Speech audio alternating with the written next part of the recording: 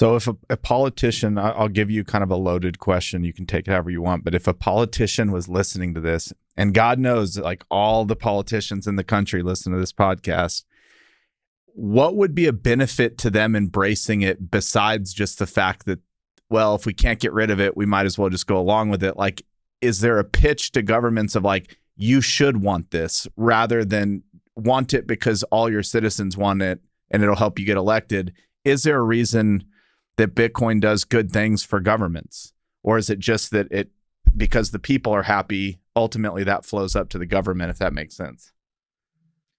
Well, I personally believe that the government serves the will of the people, and the people are protected by the U.S. Constitution, Bill of Rights, etc.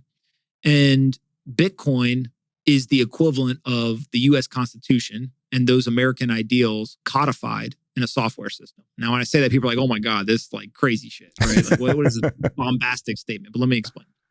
So the U.S. Constitution provides a number of benefits and rights to individuals, including things like the ability to pursue a life of liberty, happiness, a ability for free speech, an ability to have private property rights, things like that. And so without going through kind of in great detail all of these different documents, if you think of Bitcoin, it basically provides two specific things that are really important. The first is private property rights. We now have a way for you to hold an asset in the digital world and know that it is your asset, and you do not have to rely on a third party to give it to you when you want, right? Even the dollars in the bank, if you go and they're like, well, we're not issuing withdrawals today, it's not your money. It's their money. They owe it to you. But as we've seen, you can't get it out. The same thing is true of pretty much every digital asset you have, right? Outside of the analog world, your assets are sitting with someone else. And so this idea of having private property that you control, you own, or this idea of self-custody in Bitcoin is one key kind of American value that is implemented. The second thing is free speech.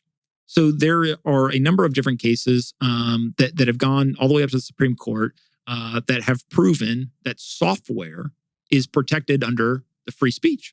And so ultimately what you are doing is you are just moving bits of software back and forth that have monetary value assigned to them.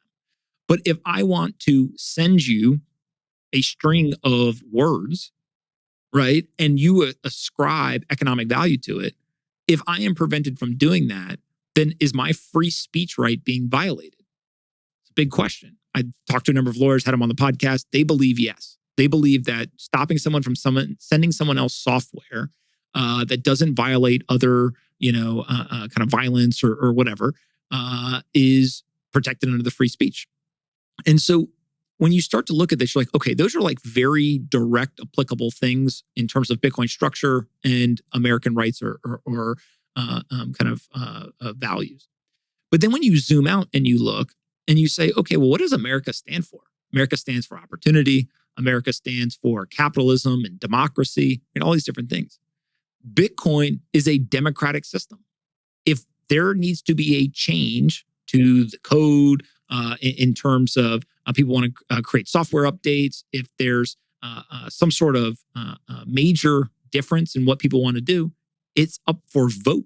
It's literally a democratic process. There's not one single owner. There's not a company. There's not an individual. It is the holders of Bitcoin end up all having a say across miners, node operators, etc.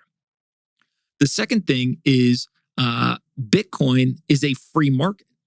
What I mean by free market is even the stock market in the United States, which we like to think of, oh, America embraces the free market.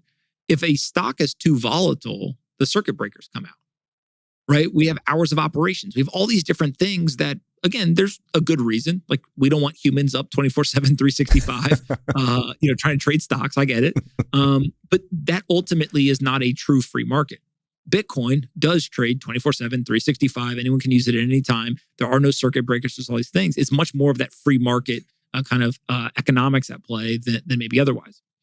And then the other thing that becomes really interesting is actually Bitcoin fulfills what is widely considered the two critical criteria for a central bank, including the US central bank, which is for a central bank to be effective, it needs to, one, be independent, right? We have presidents across both sides of the aisle that are tweeting at the central bank or calling the central bank presidents in to their office and kind of lecturing them and doing the whole thing. But it has to be independent of the political environment. And then the second thing is it has to be predictable.